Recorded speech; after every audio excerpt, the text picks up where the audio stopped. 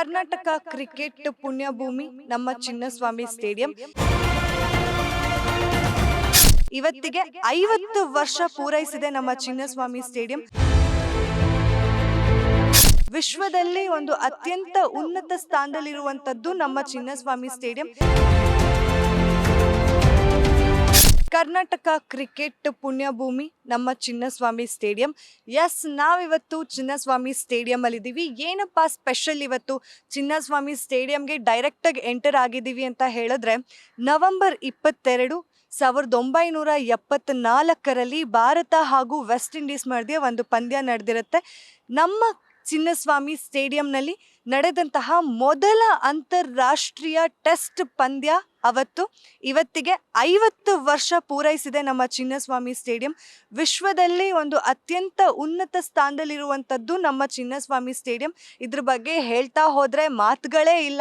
ನಮಗೆ ಒಂಥರ ಎಮೋಷನ್. ಈ ಹೋಮ್ ಗ್ರೌಂಡ್, ಇಲ್ಲಿ ಸಾಕಷ್ಟು ಪಂದ್ಯಗಳು ನಡೆದಿದೆ. 100th ಟೆಸ್ಟ್ ಮ್ಯಾಚ್ ಕೂಡ ನಮ್ಮ ಚಿನ್ನಸ್ವಾಮಿ ಸ್ಟೇಡಿಯಂನಲ್ಲೇ ನಡೆದಿದ್ದು. ಮೊದಲನೇದು ನಡೆದಿದ್ದು ಮುಂಬೈನಲ್ಲಿ.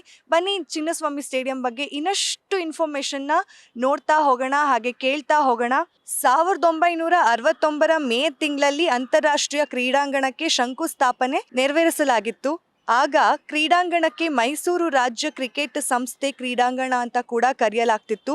ಅದಾದಮೇಲೆ 1970ರಲ್ಲಿ ಕ್ರೀಡಾಂಗಣ ನಿರ್ಮಾಣ ಕಾರ್ಯ ಆರಂಭಗೊಂಡು 1974 ವೇಳೆಗೆ ಅರ್ಧ ಕಾಮಗಾರಿ ಪೂರ್ಣಗೊಂಡಿತ್ತು.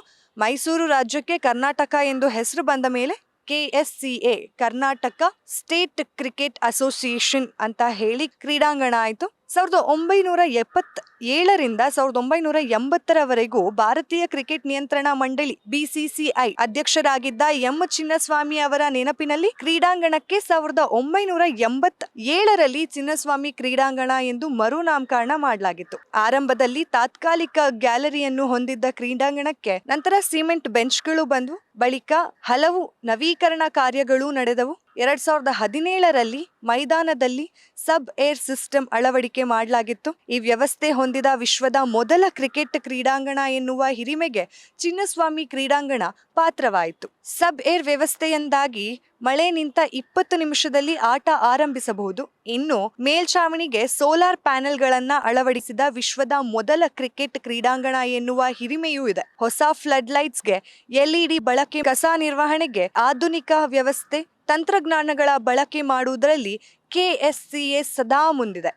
ಇನ್ನು ಮೊದಲ ಅಂತಾರಾಷ್ಟ್ರೀಯ ಟೆಸ್ಟ್ ಪಂದ್ಯದಲ್ಲಿ ನಮ್ಮ ಕರ್ನಾಟಕದ ಹೆಮ್ಮೆಯ 4 ಪ್ಲೇಯರ್ಗಳು ಕೂಡ ಆಟ ಆಡಿದ್ರು.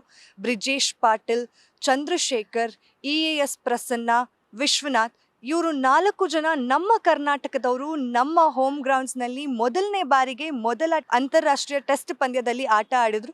ಇವತ್ತಿಗೆ ನವೆಂಬರ್ 22ಕ್ಕೆ ಇದಕ್ಕೆ 50 ವರ್ಷ ಸಂಭ್ರಮದಲ್ಲಿದೆ ನಮ್ಮ ಚಿನ್ನಸ್ವಾಮಿ ಸ್ಟೇಡಿಯಂ. ಇನ್ನು ನಮ್ಮ ಚಿನ್ನಸ್ವಾಮಿ ಸ್ಟೇಡಿಯಂ ಅಂದರೆ ಏನೋ ಒಂಥರ ನಮ್ಮ ಕನ್ನಡಿಗರಿಗೆ ಎಮೋಷನ್ ಅಂತಲೇ ಹೇಳ್ಬೋದು. ಇಲ್ಲಿ ಸಾಕಷ್ಟು ಆಟಗಳನ್ನು ನಾವು ನೋಡಿದ್ದೀವಿ.